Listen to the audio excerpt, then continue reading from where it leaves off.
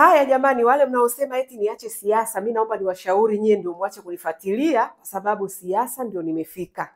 Sasa hivi niko kwenye siasa, niko kwenye uongozi, kazi ninayoifanya ni ya uongozi. Uongozi kwangu sio lazima nipate cheo, ndio maana mnaona nafanya kazi kubwa sana kwenye mradi wa Wadada Center, kuwaongoza jinsi ya kuja kufanya kazi majumbani kwenu, na nina uhakika hicho kitu mnakifurahia sana, kwa sababu hawapati popote, sio kwenye, yani popote, hakuna mahali ambapo wadada wa kazi Tanzania wanapata awareness, miongozo mizuri ya kiuongozi, namna ya kuwajibika katika familia zenu. Na najua kuna wengi hamjachukua wadada kwangu, lakini mnanufaika na kazi kubwa ninayoifanya kwenye hili kundi la wadada wa kazi za nyumbani. Sasa hiyo ndio nafasi yangu ya uongozi. Uongozi kwangu sio lazima niwe mbunge au nipate cheo kutoka serikalini. Uongozi mimi ninajua kabisa kwamba Mungu amenileta hapa kwa makusudi, na kuna watu ambao anataka niwahudumie. Moja kati ya kundi kubwa ambalo ninalihudumia ni wadada wa kazi za nyumbani ambao wanakuja kutoa huduma katika familia zenu.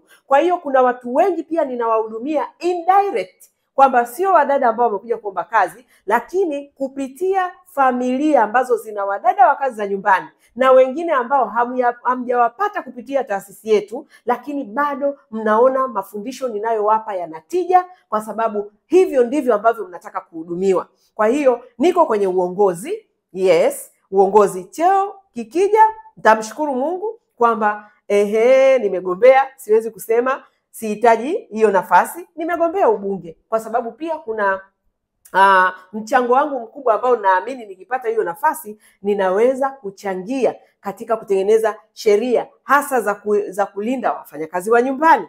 Okay? Lakini pia na wanawake kwa ujumla. Mnajua nimekaa kwenye sekta ya wanawake kwa muda mrefu sana. Kwa hiyo kuna sheria nyingi bado tunazitumia kwenye taifa letu zinazotakiwa kufutwa, na nyingine mpya zinazotakiwa kutengenezwa. Kwa hiyo kama nikipata hiyo nafasi, na uhakika nitatoa mchango mkubwa sana kwa taifa langu kwa habari ya kuwalinda wanawake, lakini na wafanyakazi wa nyumbani.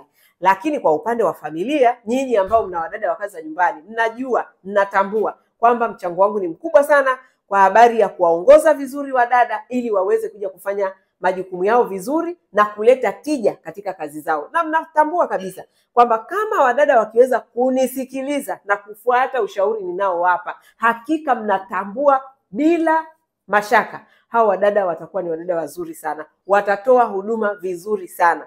Kwa hiyo hapo ni kwa habari ya uongozi. Kwa hiyo masuala ya kiuchumi, moja ya huu mradi wa Wadada Center, lakini pia baada ya kuzunguka Tanzania nzima na kugundua wanawake wengi wanateseka kutokana na umaskini. Kwa hiyo tumeanzisha huu mradi kama sehemu ya kuanzia maisha, lakini message kubwa kutoka kwenye mradi wa Wadada Center na message yangu kwa wanawake ni kupambana waweze kuwa wanawake wenye tija kama yule mwanamke wa Mithali ya 31. Hayo ni masuala ya kiuchumi. Kwa hiyo lazima wanawake washiriki kwenye uchumi na biashara kuhakikisha kwamba wanakuwa na tija katika maisha yao binafsi na maisha ya familia zao, badala ya kuwa kama mchwa, kuwa tegemezi, waende wakawe msaada kama Mungu alivyokuwa amekusudia kwamba mwanamke ni msaidizi, sio golikipa wala mzigo.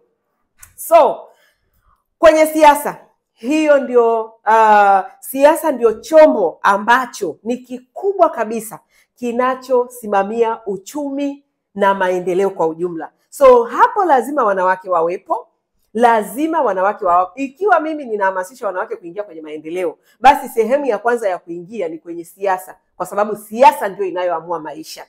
Wewe usije hapa ukaniambia eti achana na siasa. Wewe hujitambui, hujielewi. Wewe ulioandika na kusapoti kwamba Joyce achana na siasa, kwa kifupi hujitambui na hujui siasa ni nini. Siasa ni maisha, na siasa kama uko kwenye gurudumu lolote la kimaendeleo, namba moja kinachopanga hayo maendeleo ni siasa. Kwa hiyo usipofuatilia siasa,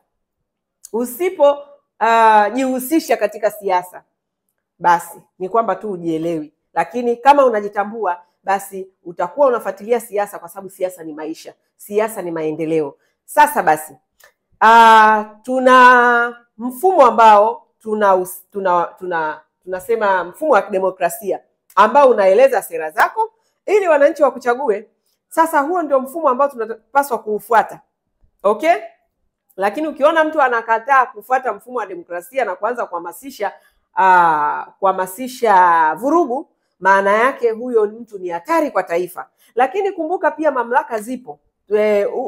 Hii nafasi ya urais safari hii ni awamu kama ya ngapi? Ni awamu ya 6.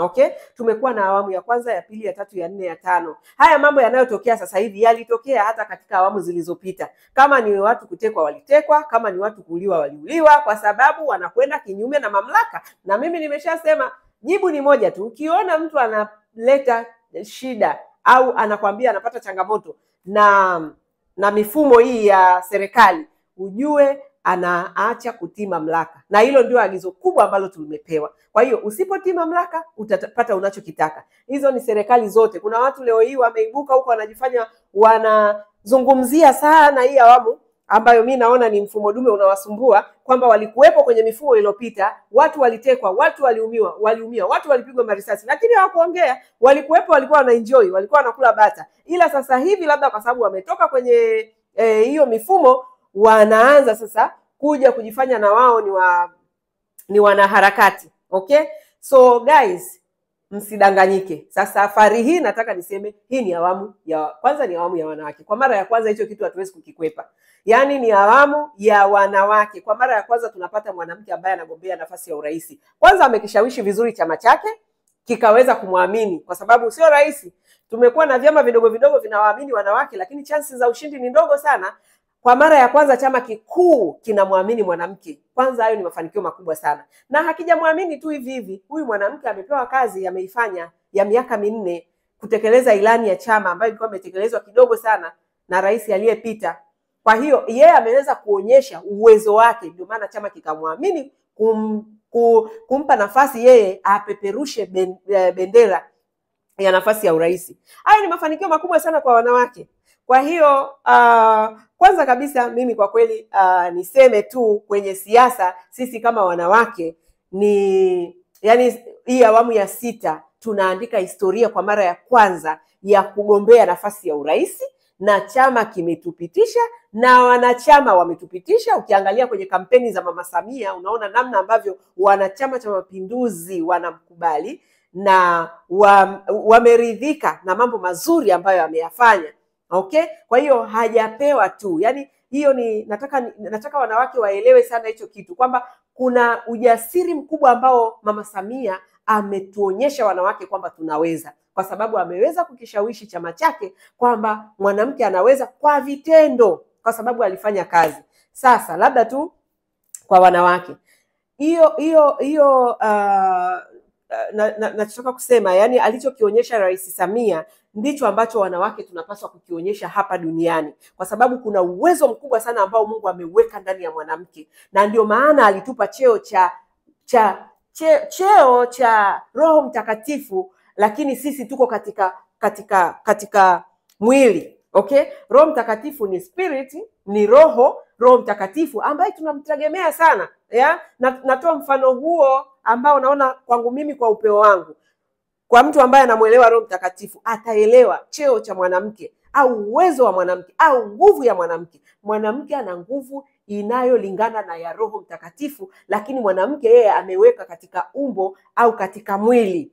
Kwa hiyo kuna mwanaume na kuna mtu mwenye nguvu kubwa sana ambaye ameitwa msaidizi, kama Roho Mtakatifu anavyoitwa msaidizi, ambaye ana uwezo mkubwa sana. Na huo uwezo Rais Samia ameuonyesha kwamba ni mwanamke ambaye ameweza kufanya mambo makubwa ambayo pengine katika mila zetu na desturi zetu walikuwa hawaamini kama mwanamke anaweza kufanya mambo makubwa namna ile. Anaweza akakalia kiti cha urais na akatekeleza na akafanya. Sasa Rais Samia amefanya, wengine ndio wanachachatika, wengine ndio hao wamebaki wanabwabwaja, lakini ukweli ni kwamba uwezo wa mwanamke umeonekana na umeonyeshwa na Rais Samia, na Chama cha Mapinduzi kimeukubali uwezo wake, kimemteua kupeperusha bendera, na tayari katika kampeni zake ameuonyesha uwezo. Kwanza kitendo cha amefanya kampeni non-stop mpaka sasa hivi, na bado anaonekana ni mama shujaa, mama jasiri, mama ambaye ana uwezo. Kwa kweli Oktoba, kilichobaki kwa wananchi tunachokisubiria 29 ni ya Samia. 29 Oktoba ni kutiki. Ndugu yangu, unataka ndio hivyo, utaki ndio hivyo. Utaki kusikia naongelea siasa, bonyeza kitufe cha unfollow.